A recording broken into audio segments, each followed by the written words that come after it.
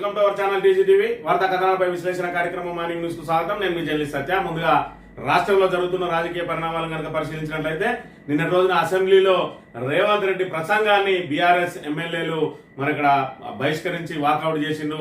ఏదైతే కేసీఆర్ మీద అనుచిత వ్యాఖ్యలు చేసిండో దానికి నిరసనగా నిన్నటి రోజు వాళ్ళు వాకౌట్ చేయగా, ఒకవైపు రేవంత్ రెడ్డికి బోధి చెట్టు కింద బుద్ధునికి జ్ఞానోదయం అయినట్టు నిన్న అసెంబ్లీ సాక్షిగా ఆయన మరి ఇక్కడ తెలంగాణ ఎటువైపు పోతా ఉన్నది, ఏంటి చిల్లర భాష బజార్ భాష అని చెప్పి ఆయన ఆవేదన వ్యక్తం చేయడం మరి ఇక్కడ తెలంగాణ ప్రజలందరినీ కూడా ఆశ్చర్యంలో ముంచెత్తింది. మరొకవైపు మరి ఆయననే నోటికొచ్చినట్టు దుర్భాషలాడుతూ ఆ దుర్భాషను తెలంగాణకు పరిచయం చేసిందే రేవంత్ రెడ్డి అని చెప్పి ఒకవైపు మరి ఇక్కడ ప్రతిపక్షాలు మీడియా గగ్గోలు పెడతా ఉంటే ఆయననే ఏదైతే భూత పురాణాలు ఏంది తెలంగాణ సంస్కృతి సంప్రదాయాల మీద ఆయన మాట్లాడడం విడ్డూరంగా కనబడ్డది. మరోవైపు ఏదైతే తన భార్యను తన బిడ్డను కూడా దూషిస్తా ఉంటే మరి నేను చూస్తూ ఊరుకోనని చెప్పి గుడ్డలు కూడా తీసుకొడతా అని చెప్పి కూడా ఒకవైపు మరి ఇక్కడ ఆ హుందాతనాన్ని కాపాడాల్సిన ముఖ్యమంత్రి ఆ హుందాతనాన్ని మర్చిపోయి నిన్నటి రోజున అసెంబ్లీ సాక్షిగా గుడ్డలు తీసుకొడతా అని చెప్తాడు. ఒకవైపు మహిళా జర్నలిస్టులకు అరెస్టుకు సంబంధించి మరి అక్రమ అరెస్టుల మీద మరి ఏదైతే బీఆర్ఎస్ నేతలు మాట్లాడినరో దాన్ని పురస్కరించుకొని మరి ఎవడైతే ఆ ట్యూబ్ ఈ ట్యూబ్ అని చెప్పి జర్నలిస్టులు ముసుకొని వస్తే గుడ్డలు కూడా తీసుకొడతా అంటే మరి అక్కడ ఇద్దరు మహిళా జర్నలిస్టులకు సంబంధించి జరుగుతుందనే విషయాన్ని కూడా స్ఫురణలకు లేకుండా రేవంత్ రెడ్డి మళ్ళీ అనుచిత వ్యాఖ్యలే మాట్లాడిండు. మరి ఇక్కడ నా పేరు తీసేసి మీ పేరు పెట్టుకొని మీకు ఎంత బాధ ఉంటుందో అని చెప్పి రేవంత్ రెడ్డి ఏదైతే చెప్తా ఉన్నాడో మరి గతంలో కూడా కేసీఆర్ కుటుంబం దీని మీదనే ఆవేదన వ్యక్తం చేసింది. కుటుంబ సభ్యులను బాడీ షేమింగ్ చేస్తా ఉన్నారు, నోటికొచ్చినట్టు దుర్భాషలు ఆడుతా ఉన్నారు అని చెప్పి ఒకవైపు ఆఖరికి అధికారంలోకి వచ్చిన తర్వాత కూడా రండా మరి అదే విధంగా నోటికొచ్చిన మాటలు మాట్లాడడం, పేగులు చింపి మెడకేసుకుంటాం, కనుగుడ్డు వీకి గోలిలాడతాం, లాగుల తొండలు జరగొడతాం, ఒక్కొక్కరిని ఎక్కి తొక్కి పండబెట్టి తొక్కుతాం అని చెప్పి మరి ఈయన మాట్లాడిన మాటలతోటే తెలంగాణ యావత్ సమాజం అంతా కూడా మరి ఇక్కడ ఇలాంటి భాషను అనుసరించాల్సిన దుస్థితి వచ్చింది. దీనికి మూలం ఎవరాయనంటే ఖచ్చితంగా ఎవరు అవునన్నా కాదన్నా రేవంత్ రెడ్డి అని చెప్పి ఒక ప్రతిపక్షాలు ఘోషిస్తా ఉన్నాయి. ఇప్పటికైనా రేవంత్ రెడ్డి ముందు తన భాషను మార్చుకొని మరి యావత్ తెలంగాణ సమాజాన్ని కూడా మార్చుకునే విధంగా హితువు చెప్పాలి. కానీ ఒకవైపు ఆ భాష మీద ఆవేదన వ్యక్తం చేస్తూనే మళ్ళీ అదే భాష గురించి ఆయన మాట్లాడడం విడ్డూరంగా ఉన్నదని చెప్పి కూడా నేను చెప్పిన అదేవిధంగా శాసన మండలిలో కూడా మరి ఇక్కడ ముఖ్యమంత్రికి సంబంధించిన ఏదైతే ఆయన మాటలు మాట్లాడుతున్నారో వాళ్ళు కూడా బహిష్కరించి వెళ్ళిపోవడం జరిగింది. ఏది ఏమైనప్పటికీ కూడా మరి ఈ పోకడ అనేది మరి ఎక్కడో ఒకడ అడ్డుకట్టబడాలి అని చెప్పి ఏదైతే రేవంత్ రెడ్డి చెప్తా ఉన్నాడో దాన్ని అయినా మరి ఇక్కడ సంయమనం కోల్పోకుండా చెప్పి ఉండాల్సింది అని చెప్పి కూడా విశ్లేషకులు అందరూ భావిస్తా ఉన్నారు. మరి ఇప్పటివరకు అనుచిత వ్యాఖ్యలు చేసిందే రేవంత్ రెడ్డి. మరి ఇక్కడ తెలంగాణ ఉద్యమకారుడు, తెలంగాణ బాపు 10 సంవత్సరాలు మరి తెలంగాణకు ముఖ్యమంత్రిగా చేసినటువంటి తెలంగాణ తొలి ముఖ్యమంత్రిని మార్చరికి పోతాడు అని చెప్పి ఆయన చావు కోరడాన్ని యావత్ తెలంగాణ సమాజం కలిగిస్తా ఉంటే మరి ఆయన మాత్రం ఇంకా తన కుటుంబ సభ్యులను తిడితే మరి ఇక్కడ ఒక్కొక్కరిని పండబెట్టి తొక్కుతా అని ఆయన హోమ్ మినిస్టర్ గా ఉన్నాడు. మరి ఇక్కడ హోమ్ మినిస్టర్ ఉండి మా కార్యకర్తలకు చెప్తే లక్షలాది వచ్చి మీ బట్టలు కడతారంటే మరి ఇక్కడ ఒక ముఖ్యమంత్రి స్థాయిలో ఉండి అదేవిధంగా ఒక హోంశాఖకు మరి ఇక్కడ ప్రాతినిధ్యం వహిస్తున్న వ్యక్తి కాంగ్రెస్ కార్యకర్తలను రెచ్చగొడితే మరి ఇక్కడ పోలీస్ డిపార్ట్మెంట్ అంతా మీ చేతుల్లో ఉన్నది. కాంగ్రెస్ కార్యకర్తలు ఊళ్ళ మీద పడి మరి ఇక్కడ ప్రతిపక్ష నాయకులను కొట్టమని ప్రోత్సహిస్తున్నట్ట, లేదంటే మరి ఇక్కడ యూట్యూబ్ జర్నలిస్టులను కొట్టమని మరి ఇక్కడ ప్రోత్సహిస్తున్నట్ట అనే విషయాన్ని ఒకసారి రేవంత్ రెడ్డి గమనించాలి. ఏది ఏమైనా కూడా ఎక్కడో ఒక దగ్గర పులిస్టా పడాలి. ఈ బజార్ భాషతోటి ఇప్పటికే తెలంగాణ ప్రతిష్ట పూర్తిగా దిగజారింది. కానీ దాని మూలాలు ఏంటియో ఇప్పటికైనా రేవంత్ రెడ్డి మరొకసారి ఆత్మ పరిశీలన చేసుకోవాలి. ఆత్మ పరిశీలన చేసుకొని మరి నేను మారినా మీరు మారండి అని చెప్పి ఎమ్మెల్యేలకు ఏదైతే చెప్పిండో అదే విధంగా ఆయన కూడా ముందు ఇప్పుడు మారాలి. ఈ భాష విషయంలో కూడా ఆయన హుందాగా మాట్లాడితే యావత్ తెలంగాణ సమాజం ఆయనను అనుసరించే అవకాశం ఉంటది. ఆయననే హోదాను మరిచి మాట్లాడితే ఎవరు పడితే వాళ్ళు మరి మాట్లాడుతూ ఉన్నారు. ఇలా సోషల్ మీడియాను అదుపు చేయడం ఎవరి చేతిలో లేదు. ఎవరి చేతిలో స్మార్ట్ ఫోన్ ఉంటే వాళ్ళందరూ కూడా సోషల్ మీడియా ప్లాట్ఫామ్ ను యథేచ్ఛగా వాడుతా ఉన్నారు. ఇవాళ పల్స్ టీవీ మరి అందులో మీడియాలో పెట్టినని చెప్పి ఇద్దరు మహిళా జర్నలిస్ట్ అరెస్ట్ చేసిండు. అదే నేరుగా ఏదైనా వ్యక్తి పోస్ట్ చేస్తే అట్లా వందలాది మంది పోస్ట్ చేస్తే, వేలాది మంది పోస్ట్ చేస్తే, లక్షలాది మంది పోస్ట్ చేస్తే ఎంతమందిని అని చెప్పి మనం అరెస్ట్ చేయగలం, ఎంతమంది అని చెప్పి మనం నియంత్రణ చేయగలం అనేది ఒకసారి రేవంత్ రెడ్డి గ్రహించాలి. నియంత్రణలాగా అదే విధంగా ఏదో నిజాం సర్కార్ లాగా, నిజాం పాలకుల్లాగా ఒక్కొక్కరిని పండబెట్టి తొక్కుతాం, బట్టలు ఉడదీస్తామనే భాషను మాత్రం మరి అసెంబ్లీ సాక్షిగా మాట్లాడడం, అసెంబ్లీ రికార్డులలో అది ఉంటది. ఆ భాష ఎన్నటికైనా కూడా మరి ఇది ఎంత మాత్రం సమంజసం కాదు అని చెప్పి మేధావులందరూ కూడా ఆవేదన వ్యక్తం చేస్తున్న పరిస్థితి. కనీసం భాష విషయంలోనైనా సంయమనం పాటించకుండా ఏ భాషనైతే వ్యతిరేకిస్తా ఉన్నాడో అదే భాషనే మరి ఇక్కడ ఆచరిస్తూ వ్యతిరేకించడం ఎంతవరకు సమంజసం అని కూడా మరి తెలుస్తున్న పరిస్థితి మనం ఇక్కడ గమనించవచ్చుగా. మంతనికి సంబంధించిన వార్తలను కనుక గమనించినట్టయితే నిన్నటి రోజున ఇది సెంటినరీ కాలనీ కోదండ రామాలయంకు సంబంధించి ఇక్కడ హోలీ వేడుకలకు సంబంధించి డీజే పెట్టుకొని ఇక్కడ మందు విందులతోటి మరి ఇక్కడ విన్యాసాలు చేస్తా ఉన్నారు. ఇదంతా కూడా ఉసిరివనం పవిత్రంగా భావించే స్థలం ఇది. ఇందులో సత్యనారాయణ నోములు నోముకుంటారు, ఉసిరి చెట్ల కింద భోజనాలకు వస్తా ఉంటారు భక్తులు నిత్యం. అదే విధంగా అయ్యప్ప మాల వేసుకున్న వాళ్ళు ఇక్కడే భోజనాలు పెట్టుకుంటారు. మరి ఇక్కడ ఏదైతే కార్తీక మాసంలో ఈ భోజనాలు దీని కింద వేలాది మంది భోజనాలు చేస్తారు. ఓవరాల్ గా ఆలయ ప్రాంగణం అంతా కూడా పవిత్రంగా ఉండాల్సిన దాన్ని అపవిత్రం చేసిందని చెప్పి ఇక్కడ సెంటినరీ కాలనీ రామాలయంలో అపచారం అని చెప్పి ఏదైతే చెప్పినామో మందుబాబులకు అడ్డాగా మార్చడంతో భక్తుల మనోభావాలు దెబ్బతింటున్నాయని, మరి అదే విధంగా మందుబాబులు తాము ఆలయ కమిటీ అనుమతితోనే సంబరాలు చేసుకుంటున్నామని చెప్పిండ్రు అని చెప్పి ఇక్కడ పెడితే ఆలయ కమిటీకి పాపం కోపం వచ్చింది. కోపం వచ్చి ఏం చేసిండ్రు ఆయన అంటే మరి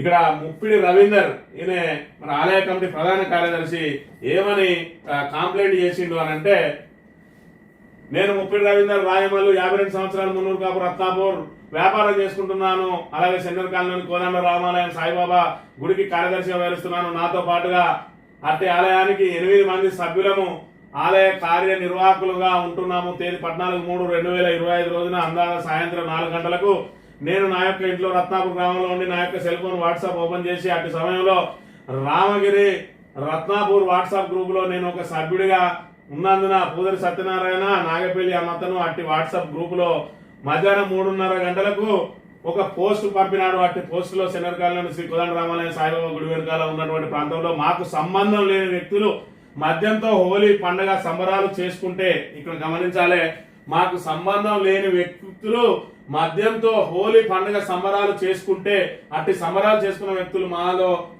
ఎవరికి తెలియకుండా వారు మా యొక్క అనుమతితోనే హోలీ సంబరాలు చేసుకున్నారని చెప్పి అట్టి విషయాన్ని వాట్సాప్ గ్రూప్ లో తప్పుడు ప్రచారం చేస్తున్నారు. ఆలయ కమిటీ సభ్యులు ప్రమేయం లేనందున కావాలని ఆలయ కమిటీ సభ్యులను, ప్రజలను మరియు భక్తులను రెచ్చగొట్టే విధంగా సోషల్ మీడియాలో తప్పుడు ప్రచారం చేసిన పూజల సత్యనారాయణపై చట్టరీత్యా చర్య తీసుకోవాలి. మరి ఇక్కడ ఏదైతే మద్యం జరుపుకుంటా ఉన్నారు, మద్యంతో సంబరాలు జరుపుకుంటా ఉన్నారు, కానీ వాళ్ళతోటి మాకు సంబంధం లేదు. కానీ వాళ్ళ మీద చర్యలు తీసుకోకుర్రి.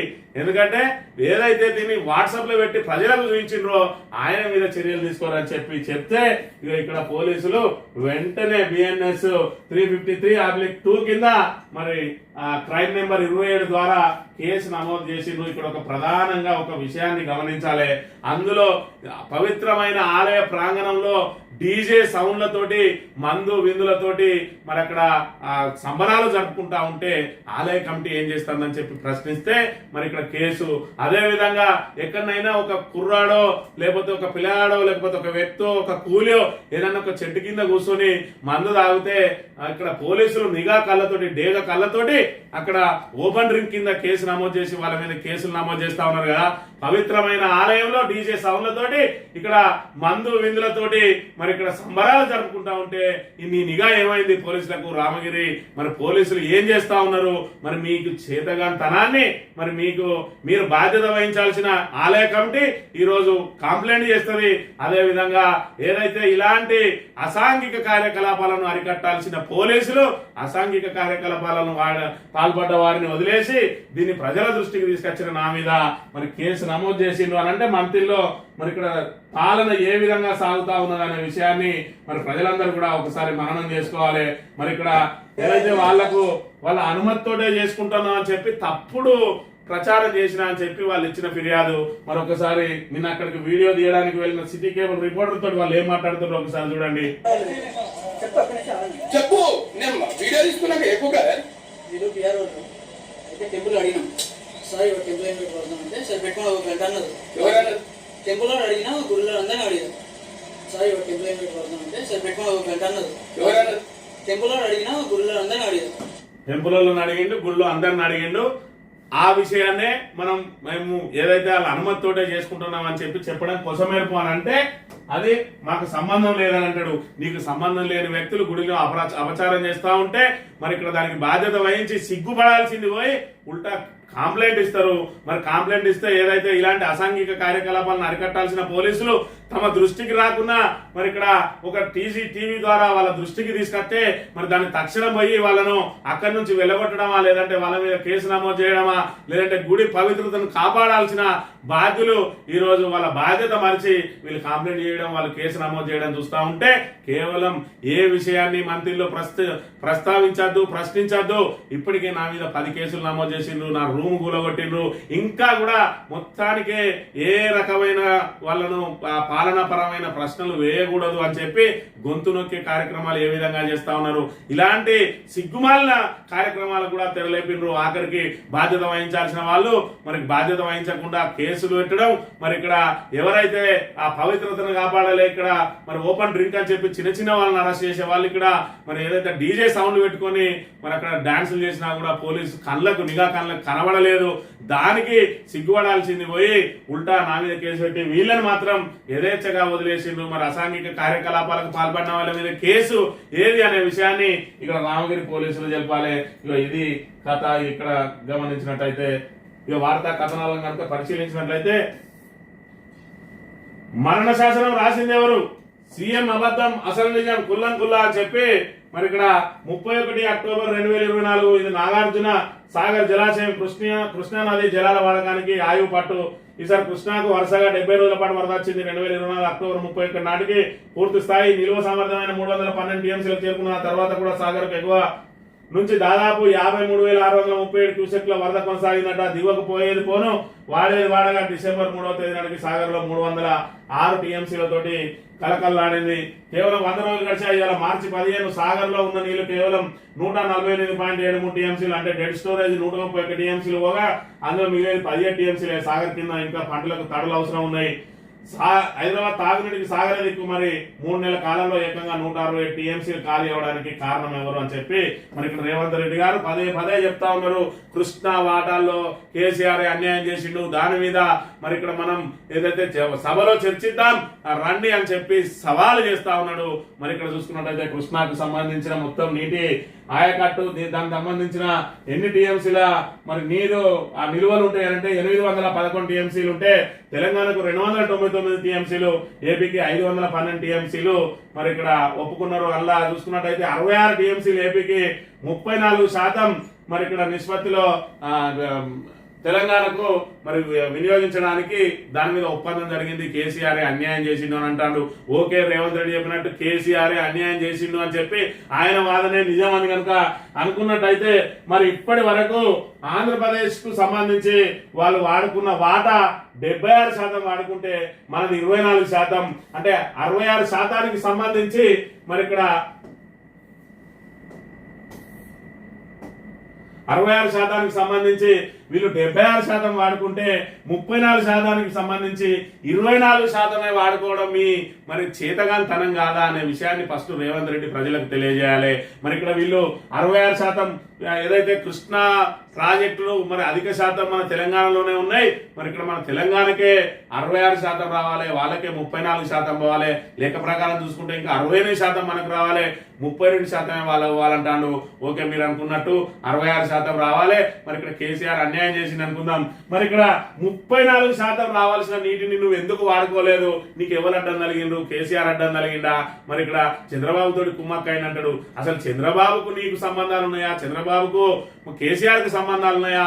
గత 10 సంవత్సరాల నుంచి కేసీఆర్ కు చంద్రబాబుకున్న సంబంధాలు, అదే విధంగా మొదటి 5 సంవత్సరాలు ఆయన అక్కడ సీఎంగా ఈయన ఇక్కడ సీఎంగా ఉన్న సమయంలో మరి ఓటుకు నోటు కేసులో నువ్వు నీతో పాటు చంద్రబాబు నాయుడు అందరూ అందులో ఏదైతే భాగస్వాములు అయినరో వాళ్ళు మరి ఇంకా ఏదైతే ఒకవేళ చంద్రబాబు నాయుడు అయితే గీతే ఆయన కేసులో ఉన్నాడు కాబట్టి కేసీఆర్ కు లొంగిపోవాలి, కానీ కేసీఆర్ చంద్రబాబుకు లొంగిపోవాల్సిన అవసరం ఏమొచ్చింది?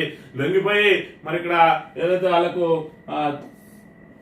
34% ఒప్పుకోవాల్సిన అవసరం ఏమొచ్చింది? అసలు దీనికి బ్రిజేష్ కుమార్ పటేల్ అని మరి దానికి ఏదైతే ఆ నీటికి సంబంధించిన వాటిని పంపిణీ అనేది మరి ఏదైతే రాష్ట్ర విభజన సమయంలో నీటి తీరు ఎవరు ఎంత వాడుకోవాలని చెప్పి వాళ్ళు కాగితాల ద్వారా ఇప్పటి వరకు ఉమ్మడి ఆంధ్రప్రదేశ్ లో మరి ఇక్కడ కృష్ణా జలాలను అటు ఏపీ ఎంత వాడుకున్నది, ఇటు తెలంగాణ ఎంత వాడుకున్నది అని చెప్పి వాటిని ఒక 10 ఏళ్ల దాకా వాడుకున్న జలాలను మరి నిష్పత్తిలో తీసి అందులో మీకు 34% నిష్పత్తిలో మీరు వాడుకుంటే కృష్ణా జలాలు మిగతా గోదావరి జలాలు వాడుకోవచ్చు, మీకు మరి ఇక్కడ ఇంత మనం కేటాయిస్తామని చెప్తే దీని మీద మాకు ఇంకా కొత్త ప్రాజెక్టులు రాలేదు, మాకు కృష్ణా నీళ్ళ అవసరం ఉంటది, మరి ఇక్కడ మాకు ఖచ్చితంగా ఆ నీటి నిల్వలు ఇంకా ఎక్స్ట్రా కావాల్సిందే అని అంటే సంవత్సరం పాటు మరి దీనికి కట్టుబడి ఉండండి అని చెప్పి దానికి మరి ఇక్కడ ఏదైతే దానికి సంబంధించి మరి అలొకేషన్ చేసిండ్రో అలొకేషన్ తర్వాత 10 సంవత్సరాలు గడిచినా కూడా మరి కృష్ణా ప్రాజెక్ట్ లో మన నీటి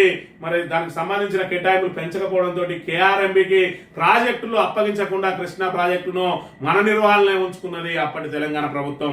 మరి మీరు ఇక్కడ మేము 70% కోరుతున్నాం అన్నవానివి 70% అలొకేషన్ కాకుండా మరి కృష్ణా ప్రాజెక్టును కేఆర్ఎంబికి ఎందుకు, కృష్ణా రివర్ మేనేజ్మెంట్ బోర్డుకు ఎందుకు అప్పగించి దాన్ని కేంద్రం చేతిలో పెట్టినావు? ఇలా కేంద్రం చేతిలో పెట్టడంతో కేంద్ర ప్రభుత్వంలో కీలక పాత్ర పోషిస్తున్నటువంటి చంద్రబాబు నాయుడు ఇవాళ వాళ్ళకి 66% రావాల్సిన దాన్ని మరి ఇక్కడ 76% దోసుకపోతే నువ్వు 34% మనకున్న శాతాన్ని వాడకుండా 24% తీసుకొని ఇంకా గత ప్రభుత్వం మీద నిందలేసే ప్రయత్నం చేస్తా ఉన్నాడు. మరి ఇప్పటి వరకు ఆ 34% వాడుకొని అయినప్పటికీ కూడా ఇంకా పంటలు ఎండిపోవడమో నీళ్లు సరిపోకపోతేనో 34% మనకు రావాల్సిన మన వాటా తెచ్చినాం వాడుకున్నాం, మరి ఇంకా మనకు వాటా రావాల్సి ఉండే చూడండి అని చెప్పాలి. కానీ 34%లో 24% వాడుకొని కేసీఆర్ అన్యాయం చేసింది అంటే ఈరోజు రేవంత్ రెడ్డి అన్యాయం చేసిందా, కేసీఆర్ అన్యాయం చేసిందా? 34% వాడుకున్నట్టయితే ఈ రోజు మనకు నీటి కొరత వచ్చేదా మరి అనే విషయాన్ని మనం ఇక్కడ ప్రధానంగా గమనించాలి. నిన్నటి రోజున ఆయన ఏదైతే అసెంబ్లీలో మాట్లాడింది, అప్పులు తప్పించాలని రుణమాఫీ చేసినాం, రైతుల ఆత్మహత్యలకు అప్పులే కారణం, అందుకే దేశంలో మరే రాష్ట్రంలో లేని విధంగా రుణమాఫీ చేసినాం, 25,35,000 మంది రైతులకు 20,616 కోట్ల రుణమాఫీ చేసినామని చెప్పి మరి ఇక్కడ చెప్తే ఇక్కడ ఇప్పటికీ చనిపోయిన వాళ్ళు ఆత్మహత్యలు చేసుకున్నది ఎంతమంది అంటే 449 మంది. మరి అయితే ఆత్మహత్యలు ఆగలేదని చెప్పి ఇక్కడ ప్రశ్నలు ఉత్పన్నమవుతున్నాయి. రుణమాఫీపై సీఎం రేవంత్ రెడ్డి చెప్తున్న మాటలకు వాస్తవాలకు పొందడం లేదు. వైపు రుణమాఫీ పూర్తి చేసినట్టు సీఎం రేవంత్ రెడ్డి చెప్తుంటే సొంత పార్టీ ఎమ్మెల్యేలు ఇంకా రుణమాఫీ పూర్తి కాలేదని స్పష్టం చేస్తా ఉన్నారు. నిత్యం రుణమాఫీ కోసం రైతులు కాళ్ళరిగే విధంగా తిరుగుతున్న పరిస్థితిని మనం చూస్తూనే ఉన్నాం. గిరిజన రైతులు ఆఖరికి దామోదర రాజనరసింహ తన సొంత నియోజకవర్గంలోనే ఇంకా రుణమాఫీ కాలేదని చెప్పి స్వయంగా మైకులలో చెప్తున్నాయి కదా. ఏదన్నా ఉంటే మరి ఇక్కడ మన లోపాలను చెవులలో చెప్పుండ్రి, మన విజయాలను మైకులలో చెప్పురని మీరు చెప్పడానికి కారణం ఎక్కడికక్కడ ఎమ్మెల్యేలే రుణమాఫీ పూర్తి కాలేదని చెప్పి అలా ఆవేదన వ్యక్తం చేస్తున్నాయి కదా. మరి రేవంత్ రెడ్డి గారు మీరు చెప్పింది అనే విషయాన్ని మనం ఇక్కడ ప్రధానంగా గమనించాలి.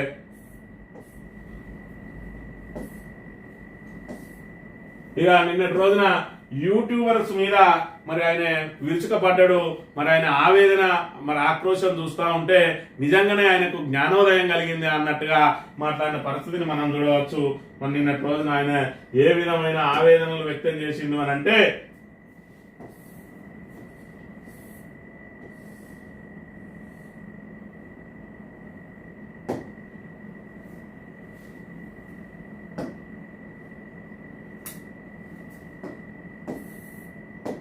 గట్లనే చెప్తాం. మూసికేసుకొని వస్తే ముసుగు ఊడవికి బట్టలు గుడ్డలు ఊడదీసి కొడతా అని చెప్తున్నాడు. ఊడవికి బట్టలు గుడ్డలు ఊడదీసి కొడతా అని చెప్తున్నాడు. ఊడవికి బట్టలు గుడ్డలు ఇది మన రేవంత్ రెడ్డి గారు మరి ఏదైతే తనకు ఇబ్బందికరంగా మారింది అని చెప్పి చెప్తా ఉన్నాడో మరి ఆయన భార్య పిల్లలను కూడా వదలట్లేదు అని చెప్పి ఆయన మరి ఏ విధంగా మనం ఇబ్బందులు పడతా ఉన్నాం, ఏ విధంగా భాషలు మరి విలువల గురించి ఏ విధంగా మాట్లాడుతూ ఉన్నాడో, నా భార్య బిడ్డల గురించి ఇంత అనుచితంగా మాట్లాడతారా అని చెప్పి గుడ్డలు కూడా తీసుకొడతామని చెప్పి కూడా మాట్లాడుతున్న పరిస్థితి. మరి గతంలో ఆయన వ్యాఖ్యలను కనుక చూసుకున్నట్టయితే పరువును 100 కోట్లకు రేటు కట్టింది కదా, ఇదేమన్నా రకుల్ప్రీత్ సింగ్ సినిమాకు సైన్ చేసినట్ట? ఇది మన ఇంట్లో బిడ్డలు మాత్రమే ఆడబిడ్డలు, బయట వాళ్ళందరూ కూడా బజారు వాళ్ళు అన్నట్టుగా ఉంటది మన నాయకుల మాటలు అనే విషయాన్ని మనం ఇక్కడ చూడాలి. లేకపోతే సమర్థ సిరీస్ కు సంతకాలు పెట్టినట్ట, ధర నిర్ణయించి అగ్రిమెంట్లు రాసుకోవడానికి ఆయన పరువుకు 100 కోట్ల విలువ ఉందని ఎట్లా నిర్ధారించారు? గతంలో ఏదైతే రకుల్ ప్రీత్ సింగ్ కు కేటీఆర్ కు అక్రమ సంబంధాలున్నాయని చెప్పి ఏదైతే మాటలు మాట్లాడిందో దాని మీద 100 కోట్ల పరువు నష్టం దావా వేస్తే దానికి ఉద్దేశించి మాట్లాడుతున్న మాటలు ఇక్కడ గమనించండి. ఎందుకంటే ఎన్కన్వెన్షన్ హాల్ ని కూలగొట్టద్దు అని అంటే సంబంధాలు నా దగ్గరికి పంపాలి అని చెప్పి ఆయన డిమాండ్ చేస్తారు. ఇక ఇది వాళ్ళ ఎంతటి మరి చక్కటి భాష మాట్లాడుతూ ఉన్నారు మరి ఇక్కడ మంత్రులు అనే విషయాన్ని కూడా మనం గమనించాలి. ఈ రకంగా మరి వీళ్ళేమో వాళ్ళు పక్క పొంటోళ్ళేమో మన ఆడబిడ్డలు కాదు, మరి ఆడవాళ్ళు అంటే ఎవరికైనా అదే ఉంటది. అంటే ముఖ్యమంత్రి భార్య లేదంటే మంత్రుల భార్యలు లేకపోతే ఎమ్మెల్యే భార్యలు అయితేనేమో ఒక విలువ, సాధారణ మహిళలు అయితేనేమో ఒక విలువ, ఇక సెలబ్రిటీలు అయితే వాళ్ళు పూర్తిగా బజార్ మనుషులే అన్నట్టుగా మరి వీళ్ళు మాట్లాడడం మాత్రం వీళ్ళకి చెల్లింది. అదే విధంగా ఎవరో రైతు కడుపు మండిన రైతు మరి ఇక్కడ రేవంత్ రెడ్డి ఫ్యామిలీని దూషించిండు. ఆ ఫ్యామిలీని దూషించిన విషయం ఎవరైతే పోస్ట్ చేసిండ్రో ఆ మహిళా జర్నలిస్ట్ ఇద్దరిని కూడా అరెస్ట్ చేసిండు. మరి దీనికి ఎక్కడో ఒక దగ్గర అడ్డుకట్ట పడాలి అని చెప్పి చెప్తా ఉన్నాడు. ఖచ్చితంగా అడ్డుకట్ట పడాలి, ఇలాంటి నీచమైన భాషను మరి ఇక్కడ వదిలేయాలి. మరి కానీ మరి మన పరిస్థితి ఏందన్నది కూడా చూడాలి, దానికి మూలాలు ఎవరన్నది కూడా చూడాలి. జీవితంలో ఉన్నాం కాబట్టి నిజంగా ఓపిక పడుతున్నాం అధ్యక్ష, రక్తం మరుగుతుంది. ఏంది భాష అది అధ్యక్ష? కుటుంబ సభ్యులను అంతేసి మాటలు అంటుంటే అసలు మీరు మనుషులు నేను వాళ్ళని అడగదలుచుకున్నాను అధ్యక్ష. 100% కుటుంబ సభ్యులను ఎవరు కూడా దూషించద్దు, దాన్ని ఎంకరేజ్ చేసిన వాళ్ళు మనుషులా అనేది గుర్తుంచుకోవాలి. కానీ గతంలో మనం ఏం చేసినాం, ఇదే మాటలు మనకు కూడా వర్తిస్తుంది అనేది చూడాలి. మనదైతే తీరు, మందిదైతే తీరు, మనదైతే మంగళవారం మందిది సోమవారం అన్నట్టు ఉండదు. మరి ఇక్కడ మీకు జ్ఞానోదయం కలిగింది ఓకే, కానీ ఈ జ్ఞానోదయం మరి కలిగి ఇప్పటికైనా భాషను మార్చుకోవాలంటే మీరే ముందుండాలి, మీరే ముందుగా దానికి సంబంధించి మరి ఇక్కడ దీనికి సంబంధించిన ఒక అడుగు ముందుకేయాలి. మరి గతంలో మీరు చేసిన మాటలు ఏ విధంగా ఉన్నదో క్యాలెండర్లు తయారు చేస్తే దేశవ్యాప్తంగా తిరుగుతా ఉన్నాయి. మరి క్యాలెండర్ తయారు చేసింది బీఆర్ఎస్ కావచ్చు, కానీ ఇందులో బూతులు మాట్లాడింది అయితే మీరే కదా, ఒక్కసారి గమనించండి. ముద్దు మీద డ్రాయర్ కూడా ఉండదు, పీకల మొదలు పెట్టే బిడ్డ నడి బజార్లో ఉరి తీయన్నా, 100 మీటర్ల కోర్టు తీసి పాతి పెట్టన్నా, ఒక్కనొక్కని పండబెట్టి తొక్కి పేగులు తీసి మెడలేసుకొని ఇది కథ. మరి మనం ఈ రకంగా బజారు భాషను ప్రజలకు పరిచయం చేసిందే మనం అనే విషయాన్ని ముందు మనం గమనించాలి. దీనికి ఎక్కడ తెలంగాణ సంస్కృతి సంప్రదాయాల మీద మనం ఇప్పుడు మాట్లాడడం మరి అది సమంజసం కాదు. ఎందుకంటే తెలంగాణ సంప్రదాయం సంస్కృతులను మరి ఇక్కడ ధ్వంసం చేస్తున్నది ఎవరనేది కూడా తెలంగాణ సమాజం గమనిస్తా ఉన్నది. ముందుగా మరి మీరు ఏదైతే నిజంగానే మీకు తాకింది అది మరి తనదాకా వస్తే తెలియదని చెప్పి అంటారు. మరి ఇక్కడ ఎవరైనా కూడా మరి రాజకీయాల్లో ఉంటే వాళ్ళ కుటుంబ సభ్యులందరినీ కూడా దీనిలోకి లాగి వాళ్ళని దూషించడం ఇది క్షమార్హం కాదు. ఖచ్చితంగా దీన్ని అందరూ ఖండించాల్సిందే. కానీ మరి ఇక్కడ మనం ఏదైతే మాట్లాడుతా ఉన్నామో ముందు మనం మారి ప్రజలు మారాలని కోరుకోవాలి. కానీ మనం ఒక ఉన్నత హోదాలో ఉండి మరి ఇక్కడ మొత్తం ఈ రాష్ట్రాన్ని పరిపాలించే ఒక వ్యక్తిగా ఇదేది రాచరికం కాదు, ఇది ప్రజాస్వామ్యం. రాచరికంలో ఉన్న వాళ్ళైతే రాజు ఎవరిని దూషించినా నడిచేది. రాజు అనే వ్యక్తి ఎవరినైనా ఏమైనా చేయవచ్చు. అదేవిధంగా నిజాం రాజులైతే మరి ఇక్కడ విధ్వంసం సృష్టించిండ్రు, రజాకారులను అడ్డం పెట్టుకొని నానా హింసలు పెట్టిండ్రు. మరి ఇది రాజకీయం కాదు, ప్రజాస్వామ్యం. ఇక్కడ ముఖ్యమంత్రికి ఎన్ని మరి ఇక్కడ హక్కులు ఉంటాయో సామాన్య ప్రజలకు కూడా అన్ని హక్కులు ఉంటాయి. అది భారత రాజ్యాంగం కల్పించిన మనకు ఒక హక్కు, భారత రాజ్యాంగం ప్రసాదించిన ఒక వరం. మరి ఆ వరాన్ని మరి ఇక్కడ అడ్డం పెట్టుకొని దాన్ని దుర్వినియోగం చేస్తున్నది ఎవరు, ముందుగా దుర్వినియోగం చేస్తున్నది ఎవరు అనేది గమనించాలి. ప్రతిపక్షంలో ఉన్న రోజు దూషిస్తుంది, అధికార పక్షం వచ్చిన రోజు దూషిస్తుంది. ఇవాళ ప్రజలందరూ మీ భాషని అనుసరించబట్టే దాంతో ఈ రోజు నిండు శాసనసభలో మీరు ఇక్కడ ఆవేదన వ్యక్తం చేయాల్సిన దుస్థితి ఏర్పడ్డది. పోనీ నిండు శాసనసభలో ఆవేదన వ్యక్తం చేస్తూ అక్కడ మరి సంయమనంగా మాట్లాడినా అంటే అది లేదు. అక్కడ కూడా మళ్ళీ గుడ్డలు కూడా తీసుకొడతాం, బట్టలు కూడా తీసుకొడతాం, మా కార్యకర్తలు రోడ్ల మీదకి వస్తారు లక్షలాదిగా, మిమ్మలను మరి ఇక్కడ గుడ్డలు తీసుకొడతారంటే కార్యకర్తలను రెచ్చగొట్టే విధానం ఇది ఎంతవరకు కరెక్ట్ అనే విషయాన్ని మరి ముఖ్యమంత్రిగా పరిపాలనలో అందులో ఉన్న మంచి వాళ్లకు చెడ్డ వాళ్ళకు అందరూ మీరే ముఖ్యమంత్రి, మరి చెడ్డ వాళ్ళను మంచి వాడిగా సంస్కరించాల్సిన బాధ్యత కూడా రేవంత్ రెడ్డి అనే విషయాన్ని మర్చి ఈ రోజు ఆయన ఇంకా దిగజారి మాట్లాడుతూ ఉంటాడు. అసలు కేసీఆర్ ను అంతేసి మాటలని మార్చుకోవాలని చెప్పి ఆయన మీద ఆ రకమైన దూషణలకు ఏ విధంగా పాల్పడతారని కూడా ఇక్కడ తెలంగాణ యావత్ సమాజం మిమ్మల్ని ప్రశ్నిస్తా ఉన్నది. మొత్తం ఇవాళ తెలంగాణ సంస్కృతి సంప్రదాయాలు మంటగడవడానికి కారణం ఎవరని చెప్పి చిన్నపిల్లని అడిగినా కూడా రేవంత్ రెడ్డి అలా చెప్తాడు. ఎందుకంటే మీ బూత్ల క్యాలెండరు దేశవ్యాప్తంగా అంత ఫేమస్ అయిపోయింది. ఈ రకంగా మరి ఇక్కడ మనం ఆదర్శంగా దేనిలో నిలుస్తున్నాం అని అంటే మరి ఇక్కడ చిల్లర భాష ప్రతి ఇంటికి విస్తరించడానికి మనం ఇక్కడ ఆదర్శంగా నిలుస్తున్నాం. ఒక్కసారి మననం చేసుకొని ఇప్పటికైనా రేవంత్ రెడ్డి తన భాష మార్చుకోవాలి, తన భాష మార్చుకొని ఎదుటి వాళ్ళని గౌరవించడం నేర్చుకోవాలి, ఎదుటి వాళ్ళని గౌరవం ఇచ్చి తర్వాత పుచ్చుకోవాలి. ఏది ఏమైనా కూడా కుటుంబ సభ్యులను దూషిస్తూ వీడియోలు పెట్టడం కూడా అది పద్ధతి కాదు. కాబట్టి మరి ఇక్కడ యూట్యూబర్లు కూడా ఒకసారి ఆలోచన చేసుకోవాలి, వాళ్ళ మనోభావాలు ఏ విధంగా దెబ్బతింటాయని చెప్పి మరి రేవంత్ రెడ్డిని ఎన్నైనా మంచిగా కానీ కుటుంబ సభ్యులను అనడం ఎంతవరకు సమంజసం అనేది మీరు ఆలోచన చేసుకోవాలి. అదేవిధంగా రేవంత్ రెడ్డి కూడా మీరు వాడే భాషనే ప్రజలు వాడుతా ఉన్నారు కాబట్టి మిమ్మల్ని అనుసరిస్తున్నారు కానీ మరి మీరు కూడా మీ భాషను కూడా మార్చుకొని మీరు ప్రజలకు ఆదర్శంగా నిలిచి ఇప్పటి నుంచి అయినా తెలంగాణ సంస్కృతి సంప్రదాయాలను కాపాడడానికి మీరు ముందుకొచ్చి మిగతా వాళ్ళందరినీ కూడా మరి ముందుకు తీసుకురావాలని చెప్పి మీకు విజ్ఞప్తి చేస్తా ఉన్నాం. యూట్యూబర్స్ క్రిమినల్సా, జర్నలిస్టుల జాబితాలో లేకుంటే నేరస్తులే, తోటకల్లు ఇస్తా, బట్టలు ఇప్పించి రోడ్డుపై తిప్పిస్తా, సోషల్ మీడియాలో పిచ్చి ప్రచారం చేస్తున్నారు, అవసరమైతే ఉక్కు చట్టం తెస్తా సీఎం రేవంత్. మీరు ఉక్కు చట్టం తేండి, మరి ఆ ఉక్కు చట్టం తెచ్చి ఆ ఉక్కు చట్టంలో మరి మీరు కూడా ఆ ఉక్కు చట్టం మీకు వర్తిస్తుంది అనే విషయాన్ని ముందు గుర్తుంచుకోండి. మీరు నోరు జారడం ఆపేయండి, మరి ఎదుటి వాళ్ళను కూడా ఆపే విధంగా చర్యలు తీసుకోండి. చట్టం తీసుకురండి, తప్పులేదు. ఆ చట్టాన్ని మరి ముఖ్యమంత్రికైనా అదే చట్టం వర్తిస్తుంది, సామాన్యుడు కూడా అదే చట్టం వర్తిస్తుంది. మేము ఎన్నైనా తిడతాం కానీ మీరు మమ్మల్ని తిడితే ఊకోమనే పద్ధతికి స్వస్తి పలకండి. మరి ఇక్కడ తెలంగాణ సంస్కృతి సంప్రదాయాలను కాపాడండి. ఉస్మానియా వర్సిటీపై ఉక్కుపాదం, క్యాంపస్ లో ఆందోళనలు నిషేధిస్తూ ఆదేశాలు, ఫిర్యాదులపై అధికారులే కలవాలని సలహా, ఉత్తర్వులు జారీ చేసిన రిజిస్ట్రార్ ప్రొఫెసర్ నరేష్ రెడ్డి. విద్యావేత్తలు విద్యార్థి సంఘాల మండిపాటు అని చెప్పి గతంలో ఉమ్మడి ఆంధ్రప్రదేశ్ లో తెలంగాణ ఉద్యమం ఉవ్వెత్తున లేచిన రోజున ఉస్మానియా కేంద్రంగానే మరి ఇక్కడ ఉద్యమం అంతా కూడా ఊపిరిదిన వ్యవస్థ. మరి అలాంటి ఉస్మానియా మీద నిషేధాజ్ఞలు పెడతా ఉన్నారు, ఉక్కుపాదం మోపుతా ఉన్నారు అంటే మరి ఇది ఏం పాలన, చీకటి పాలన, మరి ఇక్కడ ఎమర్జెన్సీ పాలన అనే విషయం ఒకసారి గమనించాలి. మరి ఈ రకంగా వాళ్ళ మీద క్యాంపస్ లో ఏదైతే నిషేధాజ్ఞలు మరి విధించడం ఎంతవరకు కరెక్ట్? ఉమ్మడి ఆంధ్రప్రదేశ్ లో కూడా ఇలాంటి నిషేధాజ్ఞలు లేవు. ఈ రకమైన ఉక్కుపాదం ఎందుకు చేస్తా ఉన్నారు? నియంతలు మరి ఇక్కడ ఆ రాజ్యం ఎల్లకాలం రాజ్యం వెళ్ళిన సంఘటనలు ఎక్కడ కూడా లేవనే విషయాన్ని ఇక్కడ రేవంత్ రెడ్డి గమనించుకోవాలి.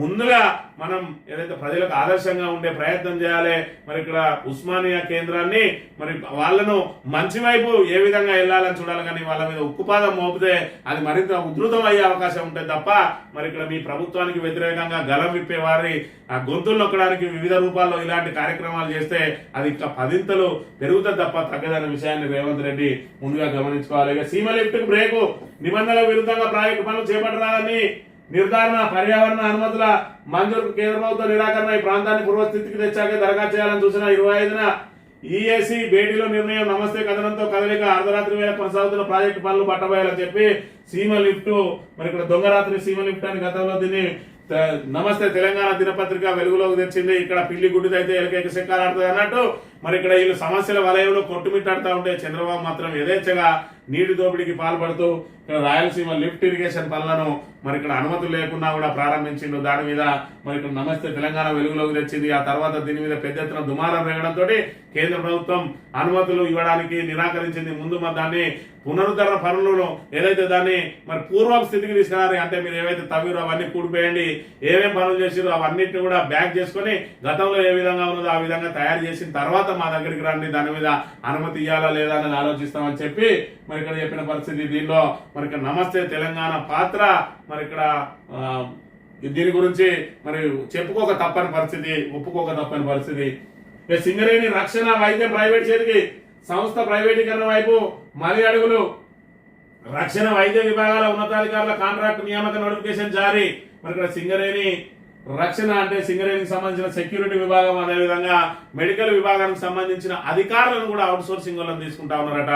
మరి ఇక్కడ ఏదైతే ప్రభుత్వ రంగ సంస్థకు సంబంధించి అవుట్సోర్సింగ్ కార్మికులు ఉంటే కొంతవరకు చెప్పలేం కానీ నిర్ణయాల్లో కీలక పాత్ర పోషించాల్సిన వాళ్ళ పోస్టులను కూడా అవుట్సోర్సింగ్ వాళ్ళని పెట్టుకుంటే ఇది పూర్తిగా ప్రైవేటీకరణ వైపు మొగ్గుతా ఉన్నదా అనే అనుమానాలు మరి వ్యక్తమవుతున్న పరిస్థితిని మనం ఇక్కడ ప్రధానంగా గమనించాలి. ఇక కాంగ్రెస్ నేత సంస్థకు బెంచీల కాంట్రాక్టు, అంగన్వాడీ బెంచీల కాంట్రాక్ట్ లో మొదలు టెండర్లు పిలువకుండానే 40 కోట్ల ఆర్డర్లు, 75,000 టేబుల్ల సరఫరాను అప్పచెప్పే కుట్ర, కేంద్రీయ బండారు ముసుగులో దారాదత్తం, బ్లాక్ లిస్టు, సంస్థకు అప్పగింతపై విమర్శలు అని చెప్పి మరి ఇక్కడ కాంగ్రెస్ నేతకు సంబంధించి మరి ఏదైతే డైరెక్ట్ టెండర్లు విలువకుండా 40 కోట్ల ఆర్డర్లు ఇస్తా ఉన్నారట. ఈ రకంగా అంటే ప్రజాధనాన్ని లూటీ చేయడానికి ఏ రకమైన కార్యక్రమాలు చేపడతా ఉన్నారనే విషయానికి సంబంధించి ఇక్కడ వార్త ప్రచురించింది. గ్రూప్ పరీక్షల్లో అన్ని అవకతవకలే, ప్రశ్న పత్రాలు దిద్దిన వాళ్ళు అర్హులైన గ్రూప్ 1 GRL లో ఎందుకు పెట్టలే, బీఆర్ఎస్ తెచ్చిన జీవో 55 సోషల్ జస్టిస్ కు ప్రతిరూపం అంటున్న ప్రసన్న హరికృష్ణ మొన్నటి రోజున మరి ఏదైతే బీసీల పక్షాన ఎమ్మెల్సీగా కరీంనగర్ గ్రాడ్యుయేట్ ఎమ్మెల్సీగా నిలబడ్డ ప్రసన్న హరికృష్ణ మరి ఇక్కడ భారీ ఓట్లను సాధించి ఇక్కడ తెలంగాణ యావత్ రాష్ట్ర ప్రజల దృష్టిని ఆకర్షించిండు. బీసీ సంఘాలు బలోపేతం అవుతున్న వేళ ఒక బీసీ నాయకునిగా మరి ఇక్కడ ఆయన ఏదైతే ప్రొఫెసర్ ఉద్యోగానికి రాజీనామా చేసి రాజకీయాల్లోకి వచ్చిండు. మరి ఇక్కడ గ్రూప్ 1 గ్రూప్ పరీక్షల్లో అన్ని అవకతవకలేనట, ప్రశ్న పత్రాలు దిద్దిన వాళ్ళు అసలు అర్హులేనా అనే విషయాన్ని ముందు ప్రభుత్వం గమనించాలి. మరి ఇక్కడ గ్రూప్ 1 లో GRL లో ఎందుకు పెట్టలేదని చెప్పి మరి బీఆర్ఎస్ తెచ్చిన జీవో నెంబర్ 55 అది సోషల్ జస్టిస్ కు ప్రతిరూపం, దాన్ని ఎందుకు మీరు మరి అది తొక్కిపెట్టిండు అనే దాని మీద కూడా నిన్న రోజున ఆయన గలం ప్రారంభించిండు. ఇక ప్రభుత్వం మీద ఆయన పోరాటానికి సిద్ధమవుతా ఉన్నాడు బీసీల పక్షాన అని దీని ద్వారా తేటతెల్లం అవుతున్న అంశాన్ని కూడా చూడవచ్చు. తెలంగాణ దినపత్రిక విషయానికి వస్తే గుడ్డలు తీసుకొడతా అని చెప్పి మరి ఇక్కడ రేవంత్ రెడ్డి ఆయన వ్యాఖ్యలు, ఆయన అసహనం, మరి ఇక్కడ ఏది కర్మఫలం అంటారు దీన్ని. కర్మఫలం అంటే మనం ఏదేదైతే చేస్తామో చుట్టూ తిరిగచ్చి మనకే రాస్తుంది, దాన్నే కర్మఫలం అంటారు. మనం ఏదైతే బజారు భాష, చిల్లర భాష మరి ఇక్కడ ప్రజలు హర్షిస్తలేరు అని చెప్పి బీఆర్ఎస్ పదే చెప్పినా కూడా దాన్ని వినకుండా ప్రతిపక్షాలను అరికట్టాలంటే మరి మాటలతోటి భూత పురాణాలతోటి చేయగలుగుతామని చెప్పి ఏదైతే ఆయన నమ్మిండో ఇవాళ అదంతా ఆయనకే చుట్టుకున్నది. ఇవాళ అధికార పక్షాన్ని ఉక్కిరి బిక్కిరి చేస్తా ఉన్నారు. తెలంగాణ ప్రజానీకం వల్ల ఆక్రోశం అంతా కూడా బూతుల రూపంలో వెలగక్కుతా ఉన్నారు. ఇలా సోషల్ మీడియా అనేది ఐఎస్టీ వాళ్ళు ఏం మాట్లాడితే అది సెన్సార్ లేకుండా మరి ఇక్కడ సోషల్ మీడియా ప్లాట్ఫామ్స్ లో పోస్ట్ చేస్తుండడంతో మరి ఇక్కడ నానా యాగి కనబడతా ఉన్నది. ప్రభుత్వంని నీచమైన మాటలతోటి మరి వాళ్ళు దూషిస్తున్న అంశం ఇక్కడ నిత్యం ప్లాట్ఫామ్ ఏదైతే సోషల్ మీడియా ప్లాట్ఫామ్ తెరిస్తే చాలు భూత పురాణాలే వినబడతా ఉన్నాయి. దానికి అడ్డుకట్ట వేయాలని చెప్పి రేవంత్ రెడ్డి ప్రయత్నం చేస్తా ఉన్నాడు. మొదలు పెట్టినాడే అడ్డుకట్ట వేయడం మరి ఇది హర్షించదగ్గ విషయం. కాకపోతే ఆయన మారి ప్రజలను మారాలని కోరాలి, ఆయన మారి నాయకులను మారాలని కోరాలి. కానీ నేను ఇట్లే ఉంటా మీరు మాత్రం మారుని అని అంటే దాన్ని తెలంగాణ సమాజం యాక్సెప్ట్ చేయదనే విషయాన్ని మనం గమనించాలి. ఇక 1,58,041 కోట్లు అప్పు చేసిన నిన్న రోజున అసెంబ్లీలో బాజాప్తా ఒప్పుకున్నాడు రేవంత్ రెడ్డి. 1,58,041 కోట్ల అప్పు. మరి ఇప్పటి వరకు అప్పుల మీద ఏదో తప్పించుకుపోయే ప్రయత్నం చేసింది, కానీ మేము ప్రజలకు నిజమే చెప్తా అని చెప్పుకుంటూ 1,58,000 కోట్ల అప్పు చేసినాం. అక్కడ కేసీఆర్ ప్రభుత్వం 6 లక్షల కోట్ల అప్పు చేసింది అంటా ఉన్నాడు. మరి 6 లక్షల కోట్ల అప్పు చేస్తే 50 లక్షల మరి ఇన్ఫ్రాస్ట్రక్చర్ డెవలప్ చేసింది. మరి ఇక్కడ మనం 1,50,000 కోట్లు అప్పు చేస్తే కొత్త పాలసీ లేదు, కొత్త ప్రాజెక్ట్ లేదు, పథకాల అమలు లేదు, రైతు బీమా దానికి సంబంధించిన అది వాయిదా చెల్లించలేదు. రైతు భరోసాకు సంబంధించి మరి 15,000 12,000 దించినాం. ఆ 12,000 ఒక విడత 6,000 ఇక్కడ ఇచ్చినాం అంటే ఆల్రెడీ ఒక విడత ఎగ్గొట్టినాం. మరి ఇక్కడ చూసుకుంటే యువతులకు స్కూటీలు లేవు, 2,500 లేవు, మహిళలను కోటీశ్వరులు చేస్తా అంటాం. మరి 2,500 ఇస్తలేము, నెలకు 2,500 ఇస్తలేము, కోటీశ్వరులు చేస్తా అంటే ఏ విధంగా నమ్ముతారో తెలంగాణ ప్రజానీకం మరి నువ్వు గమనించాలి. సిలిండర్ అన్నావు, ఆ సిలిండర్ ఎవరికి వస్తుందో తెలియదు, 200 యూనిట్లది ఎవరికి వస్తుందో తెలియని పరిస్థితి. మరి ఇక్కడ పెన్షన్ కోసం వాళ్ళు ఎదురు చూస్తా ఉన్నారు పండుటాకులు. మరి 2,000 4,000 ఎప్పుడైతే మాకు కడుపు నిండా భోజనం ఎప్పుడు పోతుందని వేవి పట్టించుకోకుండా మేము అన్ని చేసినామని చెప్పి మరి ఇక్కడ అబద్ధాల గురించే మాట్లాడుకుంటా ఉంటాడు. ఆయన అబద్ధాల గురించి కూడా చూద్దాం. నెక్స్ట్ చూసుకున్నట్టయితే మళ్ళా నేనే సీఎం, నన్ను చూసి జనం ఓట్లేస్తారు, ఇచ్చిన ప్రతి హామీ అమలు చేస్తా, మీడియాతో చిట్చాట్లో రేవంత్ రెడ్డి. మళ్ళా నువ్వే సీఎం ఉండు, 4 సార్లు ఉండు, జనం ఓట్లేస్తే అడ్డుకున్న నీ కాంగ్రెస్ పార్టీతో అవుతుంది, కానీ ప్రతిపక్షాలు అయితే నిన్ను ఎక్కడ కూడా అడ్డుకోవాలనే విషయాన్ని మనం గమనించాలి. ఇక నీళ్లు లేక పంట పెట్టుకుంటున్నారు. వ్యవసాయాన్ని ప్రభుత్వం విస్మరించింది. ప్రభుత్వ ఆసుపత్రుల దుస్థితి ఘోరం. ఎల్ఆర్ఎస్ విషయంలో ప్రభుత్వం మోసం, శాసన మండలిలో బీఆర్ఎస్ ఎమ్మెల్సీ కవిత అని చెప్పి నీళ్లు లేక పంట తగలబెట్టుకుంటా ఉన్నారు, లేదంటే గొర్రెలకు పశువులకు మేతగా వాడుతా ఉన్నారు. మొత్తానికైతే నీరు లేక సాగునీరు లేక రైతులు నానా అవస్థలు పడుతున్నది మాత్రం వాస్తవం అనే విషయాన్ని మనం గమనించాలి. మీడియాపై పోలీసులు అత్యుత్సాహం. మండలి ఆవరణలో బీఆర్ఎస్ ధర్నా, పశు రైతులకు మద్దతుగా ఆందోళన. కవరేజ్ వెళ్లిన మీడియాను అడ్డుకున్న పోలీసులు, కెమెరాలు లాక్కున్న పోలీసుల తీరుపై జర్నలిస్టులు ఆగ్రహం అని చెప్పి ఆఖరికి అసెంబ్లీలో కూడా ఆంక్షలు ధర్నాలు చేస్తా ఉన్న అంశాన్ని కవర్ చేద్దామంటే కూడా అక్కడికి పోలీసులు కూడా కెమెరాలు గుంజుకుంటూ ఉన్నారట.